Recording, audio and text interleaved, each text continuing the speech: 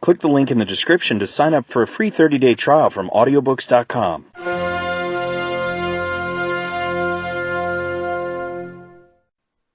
Stories from the Arabian Nights by Lawrence Houseman.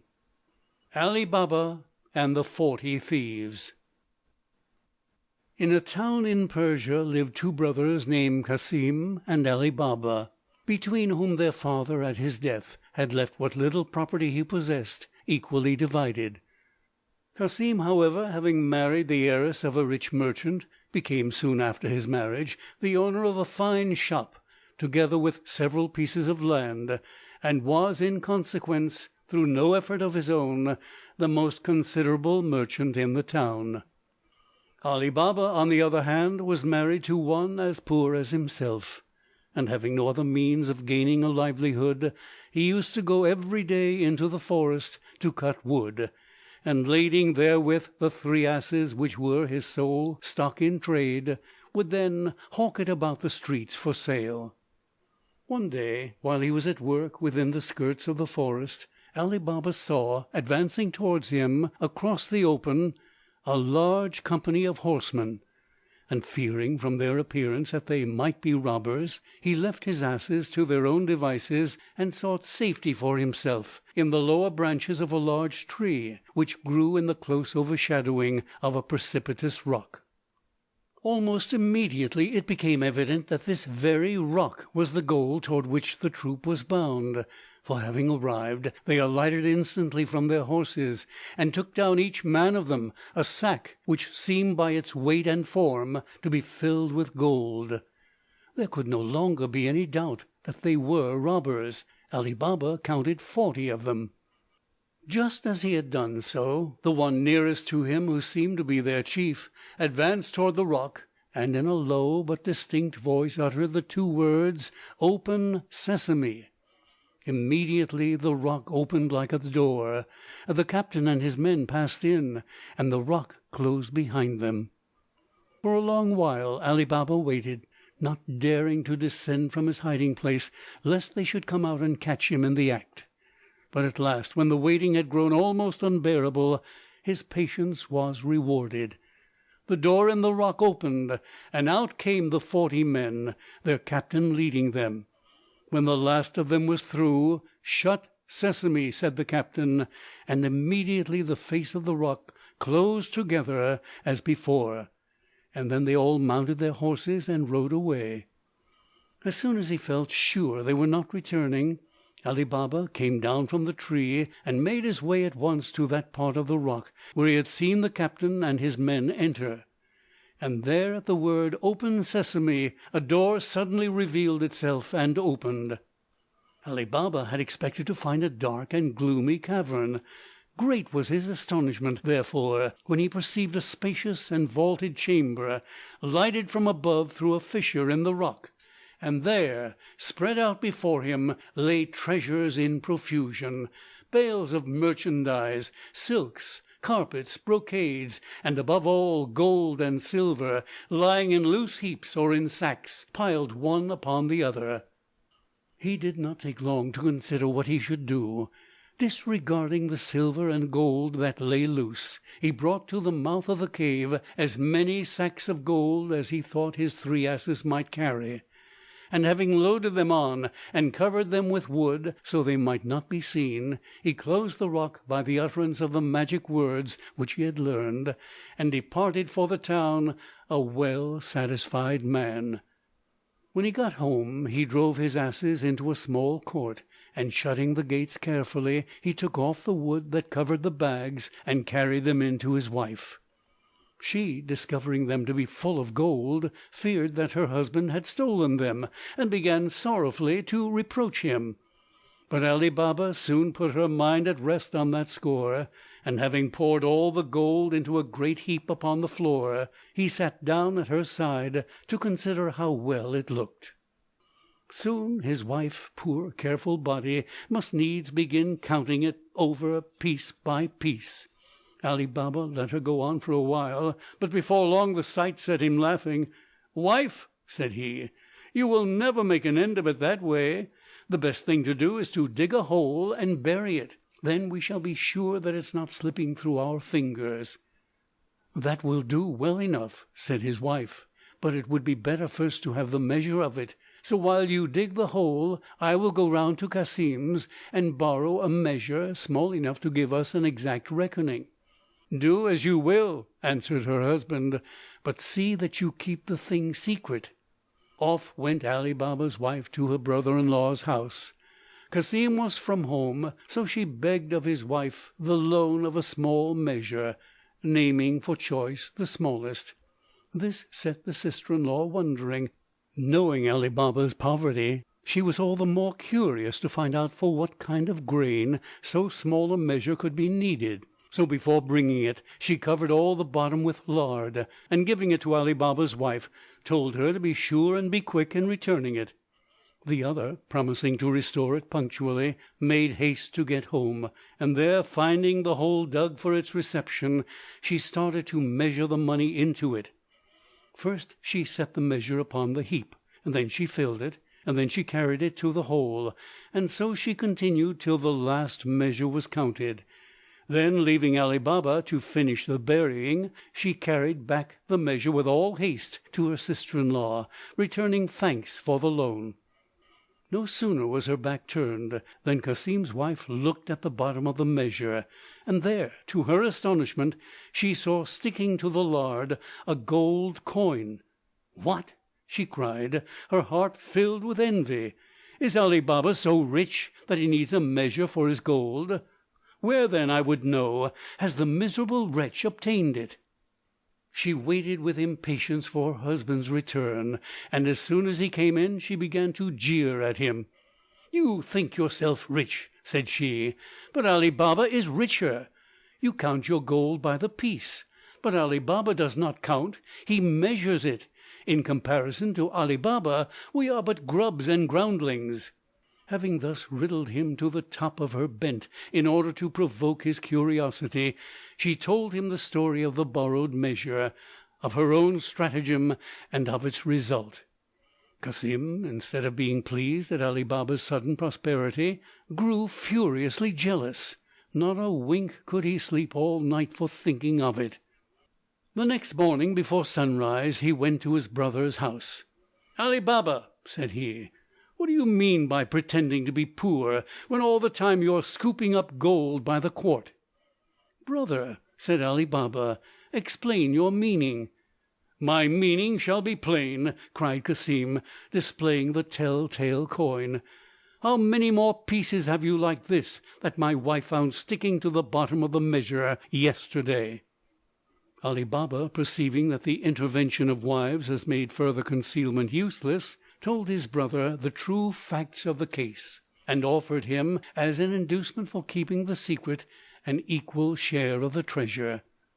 "Oh, that is the least that I have the right to expect," answered Cassim haughtily. "It is further necessary that you should tell me exactly where the treasure lies, that I may, if need be, test the truth of your story. Otherwise I shall find it my duty to denounce you to the authorities." Ali Baba, having a clear conscience, had little fear of Cassim's threats. Out of pure good nature he gave him all the information he desired, not forgetting to instruct him in the words which would give him free passage into the cave and out again. Cassim, who had thus secured all he had come for, lost no time in putting his project into execution. Intent on possessing himself of all the treasures which yet remained, he set off the next morning before daybreak, taking with him 10 mules laden with empty crates. Arrived before the cave, he recalled the words which his brother had taught him. No sooner was "Open, Sesame" said than the door in the rock lay wide open for him to pass through, and when he had entered it shut again. If the simple soul of Ali Baba had found delight in the riches of the cavern, greater still was the exaltation of a greedy nature like Cassim's. Intoxicated with the wealth that lay before his eyes, he had no thought but to gather together with all speed as much treasure as the 10 mules could carry, and so, having exhausted himself with heavy labor and avaricious excitement, he suddenly found, on returning to the door, that he had forgotten the key which opened it. Up and down and in and out through the mazes of his brain he chased the missing word. Barley and maize and rice, he thought of them all, but of sesame never once, because his mind had become dark to the revealing light of heaven. And so the door stayed fast, holding him prisoner in the cave, where to his fate, undeserving of pity, we leave him. Toward noon the robbers returned, and saw standing about the rock the 10 mules laden with crates. At this they were greatly surprised, and began to search with suspicion amongst the surrounding crannies and undergrowth. Finding no one there, they drew their swords and advanced cautiously towards the cave, whereupon the captain's pronouncement of the magic word, the door immediately fell open. Cassim, who from within had heard the trampling of horses, had now no doubt that the robbers were arrived, and that his hour was come. Resolved, however, to make one last effort at escape, he stood ready by the door, and no sooner had the opening word been uttered than he sprang forth with such violence that he threw the captain to the ground. But his attempt was vain. Before he could break through, he was mercilessly hacked down by the swords of the robber band. With their fears thus verified, the robbers anxiously entered the cave to view the traces of its late visitant. There they saw piled by the door the treasure which Cassim had sought to carry away. But while restoring this to its place, they failed altogether to detect the earlier loss which Ali Baba had caused them. Reckoning, however, that as one had discovered the secret of entry, others also might know of it, they determined to leave an example for any who might venture thither on a similar errand, and having quartered the body of Cassim, they disposed it at the entrance in a manner most calculated to strike horror into the heart of the beholder. Then, closing the door of the cave, they rode away in the search of fresh exploits and plunder. Meanwhile Cassim's wife had grown very uneasy at her husband's prolonged absence, and at nightfall, unable to endure further suspense, she ran to Ali Baba, and telling him of his brother's secret expedition, entreated him to go out instantly in search of him. Ali Baba had too kind a heart to refuse or delay comfort to her affliction. Taking with him his 3 asses, he set out immediately for the forest, and as the road was familiar to him, he had soon found his way to the door of the cave. When he saw there the traces of blood, he became filled with misgiving. But no sooner had he entered than his worst fears were realized. Nevertheless, brotherly piety gave him courage. Gathering together the severed remains, and wrapping them about with all possible decency, he laid them upon one of the asses, and then, bethinking him that he deserved some payment for his pains, he loaded the 2 remaining asses with sacks of gold, and covering them with wood as on the first occasion, made his way back to the town while it was yet early. Leaving his wife to dispose of the treasure borne by the 2 asses, he led the third to his sister-in-law's house, and knocking quietly so that none of the neighbours might hear, was presently admitted by Morgiana, a female slave whose intelligence and discretion had long been known to him. "Morgiana," said he, "there's trouble on the back of that ass. Can you keep a secret?" And Morgiana's nod satisfied him better than any oath. "Well," said he, "your master's body lies there waiting to be pieced, and our business now is to bury him honourably, as though he had died a natural death. Go and tell your mistress that I want to speak to her." Morgiana went in to her mistress, and returning presently, bade Ali Baba enter. Then, leaving him to break to his sister-in-law the news and the sad circumstances of his brother's death, she, with her plan already formed, hastened forth and knocked at the door of the nearest apothecary. As soon as he opened to her, she required of him in trembling agitation certain pilules efficacious against grave disorders, declaring in answer to his questions that her master had been taken suddenly ill, and with these she returned home, and her plan of concealment having been explained and agreed upon much to the satisfaction of Ali Baba, she went forth the next morning to the same apothecary. and with tears in her eyes besought him to supply her in haste with a certain drug that is given to sick people only in the last extremity. Meanwhile the rumour of Cassim's sickness had got abroad. Ali Baba and his wife had been seen coming and going, while Morgiana, by her ceaseless activity, had made the 2 days' pretended illness seem like a fortnight.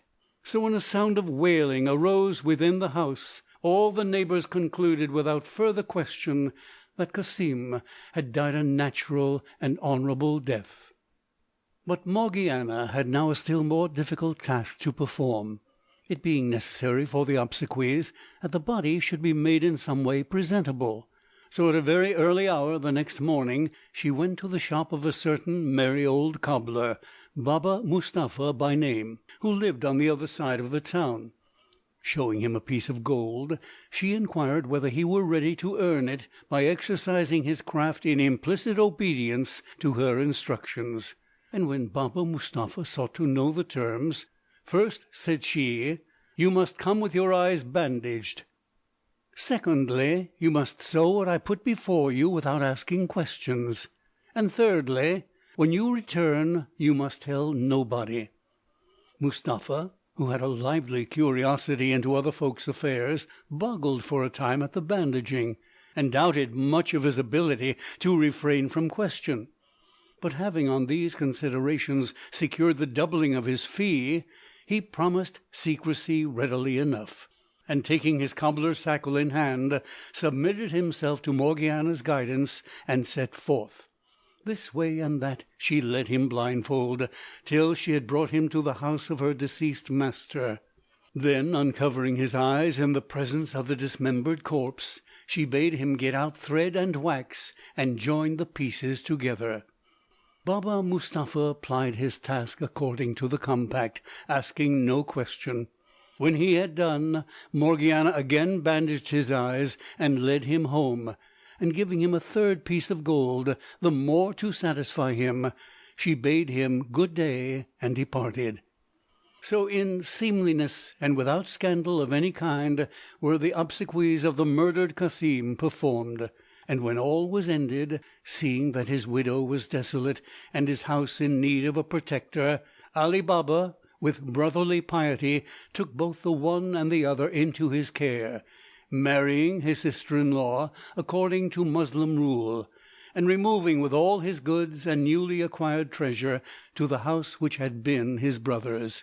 And having also acquired the shop where Cassim had done business, he put into it his own son, who had already served an apprenticeship to the trade. And so, with his fortune well established, let us now leave Ali Baba and return to the robbers' cave. Thither at the appointed time came the 40 robbers, bearing in hand fresh booty, and great was their consternation to discover that not only had the body of Cassim been removed, but a good many sacks of gold as well.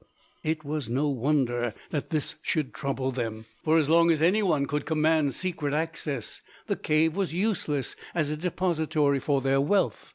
The question was, what could they do to put an end to their present insecurity? After long debate it was agreed that one of their number should go into the town disguised as a traveller, and there, mixing with the common people, learn from their report whether there had been recently any case in their midst of a sudden prosperity or sudden death. If such a thing could be discovered, then they made sure of tracking the evil to its source and imposing a remedy. Although the penalty for failure was death, one of the robbers at once boldly offered himself for the venture, and having transformed himself by disguise, and received the wise counsels and commendations of his fellows, he set out for the town.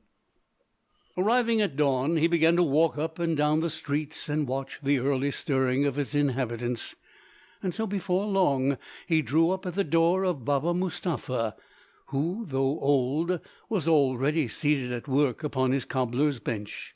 The robber accosted him. "I wonder," said he, "to see a man of your age at work so early. Does not so dull a light strain your eyes?" "Not so much as you might think," answered Baba Mustapha. Why, it was but the other day that at this same hour I saw well enough to stitch up a dead body in a place where it was certainly no lighter." "Stitch up a dead body!" cried the robber in pretended amazement, concealing his joy at this sudden intelligence. "Surely you mean in its winding sheet, for how else can a dead body be stitched?" "No, no," said Mustapha. "What I say I mean, but as it is a secret I can tell you no more." The robber drew out a piece of gold. "Come," said he, "tell me nothing you do not care to, only show me the house where lay the body that you stitched." Baba Mustapha eyed the gold longingly. "Would that I could," he replied, "but alas, I went to it blindfold." "Well," said the robber, "I have heard that a blind man remembers his road. Perhaps, though seeing you might lose it blindfold, you might find it again." Tempted by the offer of a second piece of gold, Baba Mustapha was soon persuaded to make the attempt. "It was here that I started," said he, showing the spot, "and I turned as you see me now." The robber then put a bandage over his eyes and walked beside him through the streets, partly guiding and partly being led, till of his own accord Baba Mustapha stopped. "It was here," said he, "the door by which I went in should now lie to the right." And he had in fact come exactly opposite to the house which had once been Cassim's, where Ali Baba now dwelt. The robber, having marked the door with a piece of chalk which he had provided for the purpose, removed the bandage from Mustapha's eyes, and leaving him to his own devices, returned with all possible speed to the cave where his comrades were awaiting him. Soon after the robber and cobbler had parted, Morgiana happened to go out upon an errand, and as she returned she noticed the mark upon the door. "This," she thought, "is not as it should be. Either some trick is intended, or there is evil brewing for my master's house." Taking a piece of chalk, she put a similar mark upon the 5 or 6 doors lying to the right and left, and having done this she went home with her mind satisfied, saying nothing. In the meantime the robbers had learned from their companion the success of his venture. Greatly elated at the thought of vengeance so soon to be theirs, they formed a plan for entering the city in a manner that should arouse no suspicion among the inhabitants. Passing in 2s and 3s, and by different routes, they came together to the market-place at an appointed time, while the captain and the robber who had acted as spy made their way alone to the street in which the marked door was to be found. Presently, just as they had expected, they perceived a door with a mark on it. "That is it," said the robber. But as they continued walking so as to avoid suspicion, they came upon another and another, till before they were done they had passed 6 in succession. So alike were the marks that the spy, though he swore he had made but one, could not tell which it was. Seeing that the design had failed, the captain returned to the market-place, and having passed the word for his troop to go back in the same way as they had come, he himself set the example of retreat. When they were all reassembled in the forest, the captain explained how the matter had fallen, and the spy, acquiescing in his own condemnation, kneeled down and received the stroke of the executioner. But as it was still necessary for the safety of all that so great a trespass and theft should not pass unavenged, another of the band, undeterred by the fate of his comrade, volunteered, upon the same conditions, to prosecute the quest wherein the other had failed. Coming by the same means to the house of Ali Baba, he set upon the door, at a spot not likely to be noticed, a mark in red chalk, to distinguish it clearly from those which were already marked in white. But even this precaution failed of its end. Morgiana, whose eye nothing could escape, noticed the red mark at the first time of passing, and dealt with it just as she had done with the previous one. So when the robbers came, hoping this time to light upon the door without fail, they found not one but 6, all similarly marked with red. When the second spy had received the due reward of his blunder, the captain considered how, by trusting to others, he had come to lose two of his bravest followers, and so the third attempt he determined to conduct in person. Having found his way to Ali Baba's door, as the two others had done by the aid of Baba Mustapha, he did not set any mark upon it, but examined it so carefully that he could not in future mistake it. He then returned to the forest and communicated to his band the plan which he had formed, and this was to go into the town in the disguise of an oil merchant, bearing with him upon 19 mules 38 large leather jars, one of which, as a sample, was to be full of oil, but all the others empty. In these he proposed to conceal the 37 robbers to which his band was now reduced, and so to convey his full force to the scene of action in such a manner as to arouse no suspicion till the signal for vengeance should be given.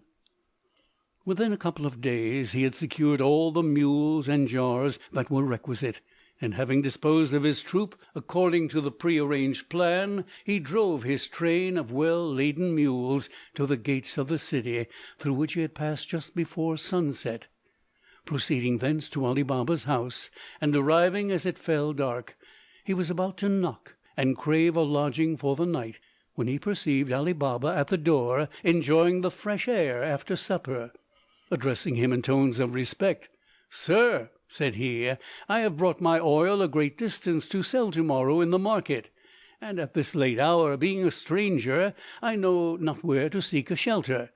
If it is not troubling you too much, allow me to stable my beasts here for the night." The captain's voice was now so changed from its accustomed tone of command that Ali Baba, though he had heard it before, did not recognize it. Not only did he grant the stranger's request for bare accommodation, but as soon as the unlading and stabling of the mules had been accomplished, he invited him to stay no longer in the outer court, but enter the house as his guest. The captain, whose plans this proposal somewhat disarranged, endeavored to excuse himself from a pretended reluctance to give trouble. But since Ali Baba would take no refusal, he was forced at last to yield, and to submit with apparent complaisance to an entertainment which the hospitality of his host extended to a late hour. When they were about to retire for the night, Ali Baba went into the kitchen to speak to Morgiana, and the captain of the robbers, on the pretext of going to look after his mules, slipped out into the yard where the oil jars were standing in line. Passing from jar to jar, he whispered into each, "When you hear a handful of pebbles fall from the window of the chamber where I am lodged, then cut your way out of the jar and make ready, for the time will have come." He then returned to the house, where Morgiana came with a light and conducted him to his chamber.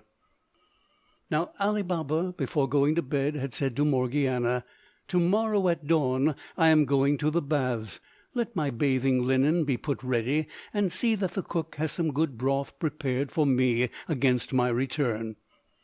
Having therefore led the guest up to his chamber, Morgiana returned to the kitchen and ordered Abdallah, the cook, to put on the pot for the broth. Suddenly, while she was skimming it, the lamp went out, and on searching she found there was no more oil in the house. At so late an hour no shop would be open, and yet somehow the broth had to be made, and that could not be done without a light. "As for that," said Abdallah, seeing her perplexity, "why trouble yourself? There is plenty of oil out in the yard." "Why, to be sure," said Morgiana, and sending Abdallah to bed, so that he might be up in time to wake his master on the morrow, she took the oil can herself and went out into the court. As she approached the jar which stood nearest, she heard a voice within say, "Is it time?" To one of Morgiana's intelligence, an oil jar that spoke was an object of even more suspicion than a chalk mark on a door, and in an instant she apprehended what danger for her master and his family might lie concealed around her. Understanding well enough that an oil jar which asked a question required an answer, she replied quick as thought, and without the least sign of perturbation. "Not yet, but presently." And thus she passed from jar to jar, 37 in all, giving the same answer, till she came to the one which contained the oil. The situation was now clear to her. Aware of the source from which her master had acquired his wealth, she guessed at once that in extending shelter to the oil merchant, Ali Baba had in fact admitted to his house the robber captain and his band. On the instant her resolution was formed. Having filled the oil can, she returned to the kitchen, and there she lighted the lamp, and then, taking a large kettle, went back once more to the jar which contained the oil. Filling the kettle, she carried it back to the kitchen, and putting under it a great fire of wood, had soon brought it to the boil. And then, taking it in hand once more, she went out into the yard, and poured into each jar in turn a sufficient quantity of the boiling oil to scald its occupant to death. She then returned to the kitchen, and having made Ali Baba's broth, put out the fire, blew out the lamp, and sat down by the window to watch. Before long the captain of the robbers awoke from the short sleep which he had allowed himself, and finding that all was silent in the house, he rose softly and opened the window. Below stood the oil jars. Gently into their midst he threw the handful of pebbles agreed on as a signal, but from the oil jars came no answer. He threw a second and a third time, yet though he could hear the pebbles falling among the jars, there followed only the silence of the dead. Wondering whether his band had fled, leaving him in the lurch, or whether they were all asleep, he grew uneasy, and descending in haste, made his way into the court.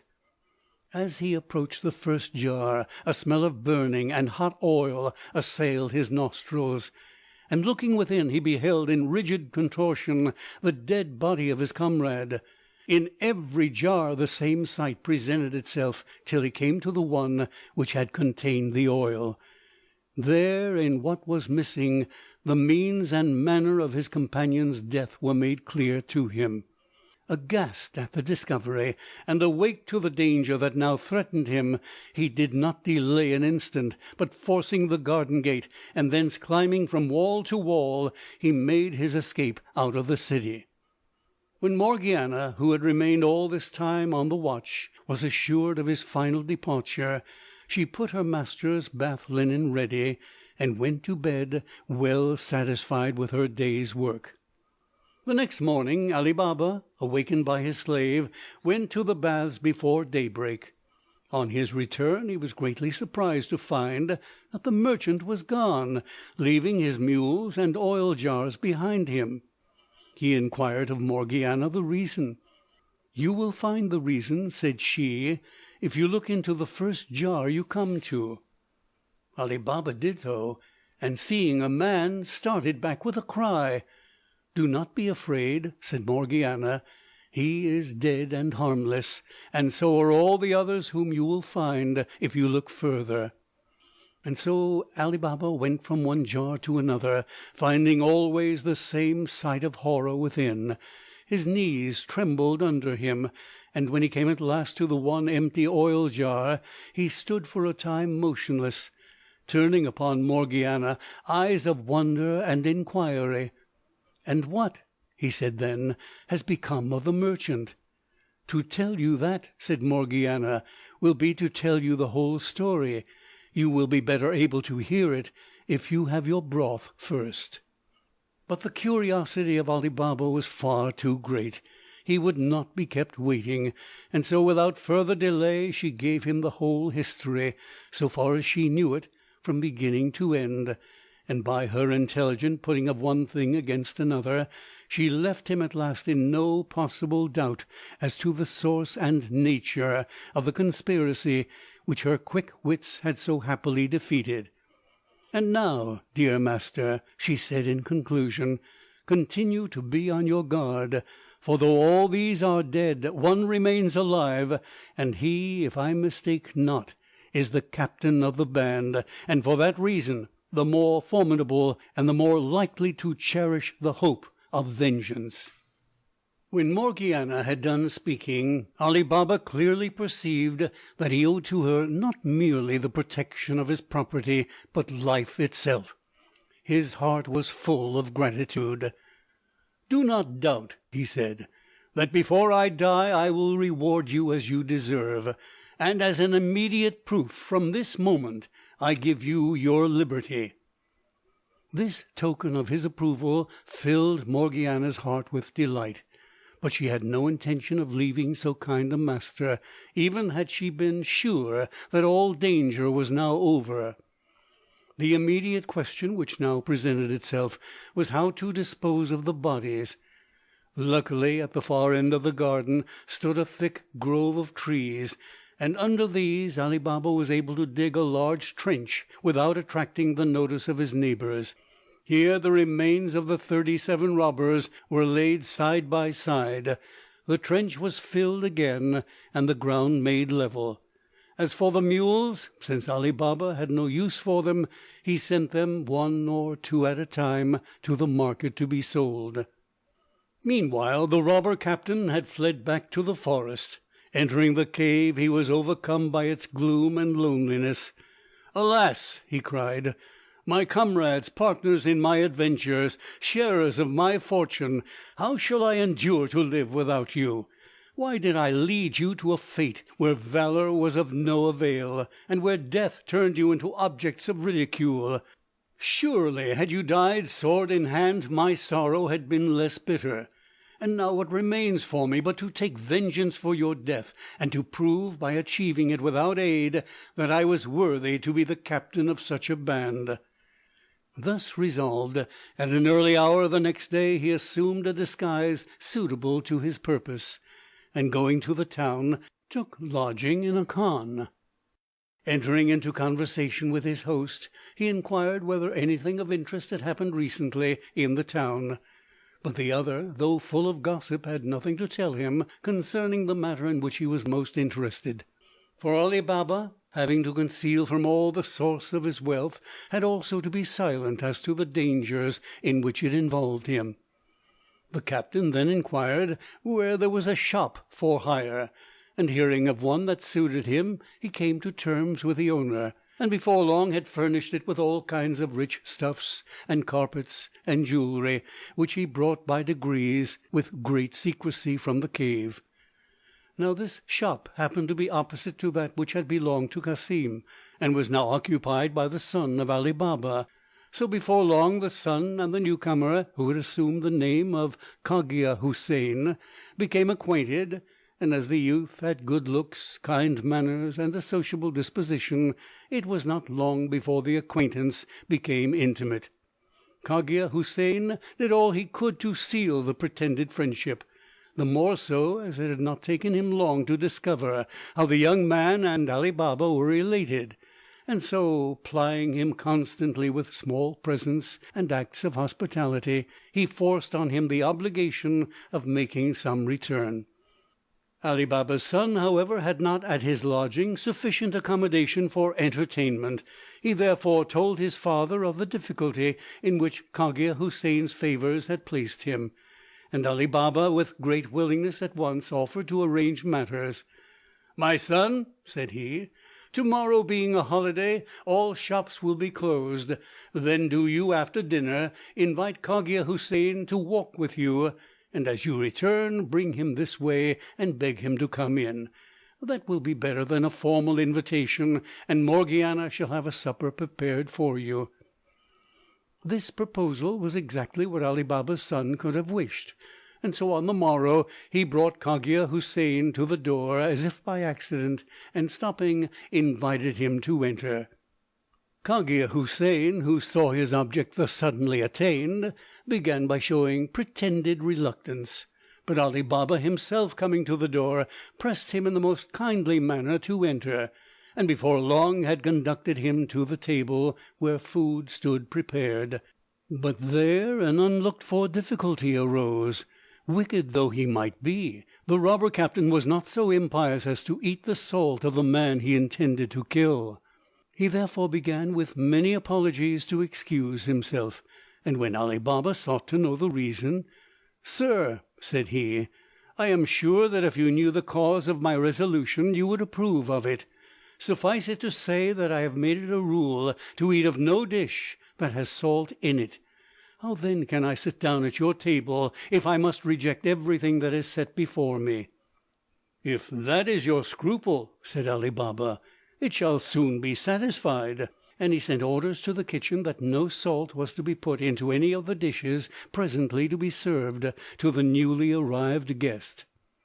"Thus," said he to Cogia Houssain, "I shall still have the honour to which I have looked forward of returning to you under my own roof the hospitality you have shown to my son."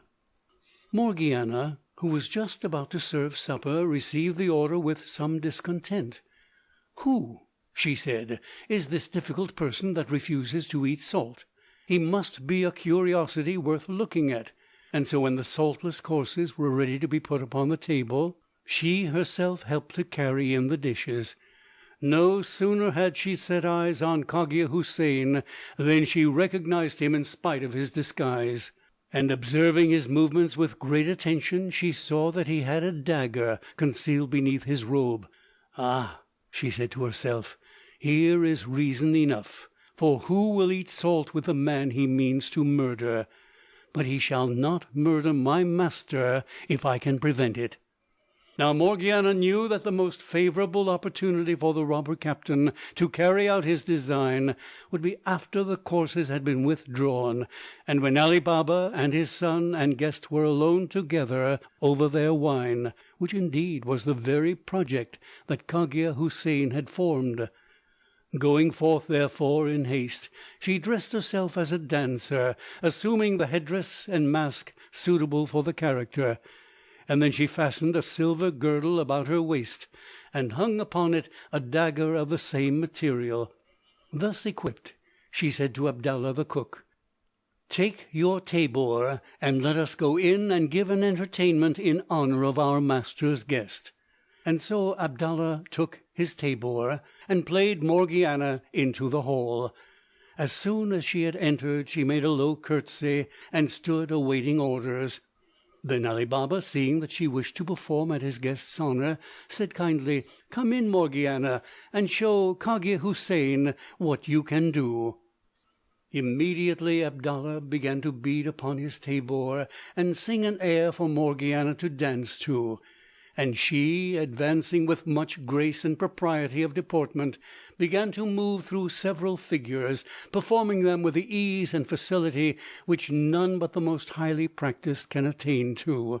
And then, for the last figure of all, she drew out the dagger, and holding it in her hand, danced a dance which excelled all that had preceded it in the surprise and change and quickness and dexterity of its movements.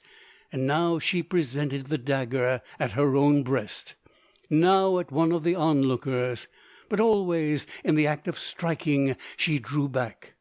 At length, as though out of breath, she snatched his instrument from Abdallah with her left hand, and still holding the dagger in her right, advanced the hollow of the tabor toward her master, as is the custom of dancers when claiming their fee.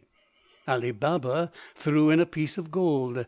His son did likewise, and then advancing it in the same manner toward Cogia Houssain, who was feeling for his purse, she struck under it, and before he knew had plunged her dagger deep into his heart. Ali Baba and his son, seeing their guest fall dead, cried out in horror at the deed. "Wretch!" exclaimed Ali Baba, "what ruin and shame hast thou brought on us?"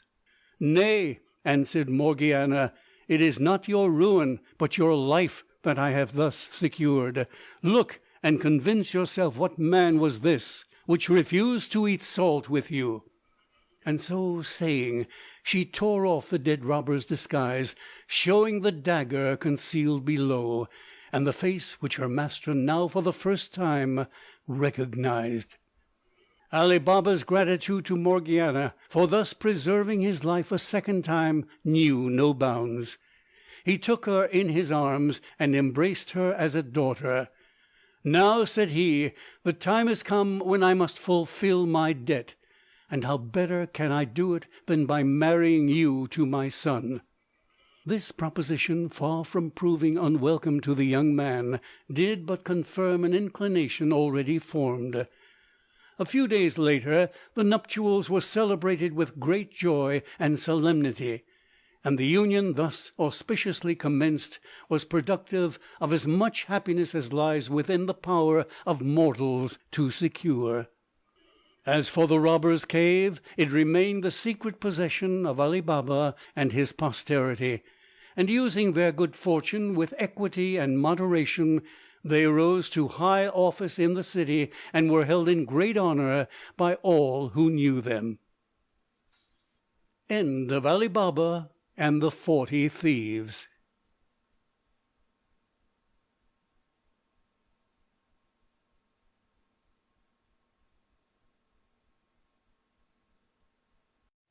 Greatest Audiobooks is excited to partner with audiobooks.com. Sign up for a free 30-day trial and get your first audiobook free. Cancel anytime, no strings attached. Click below to get your free audiobook today.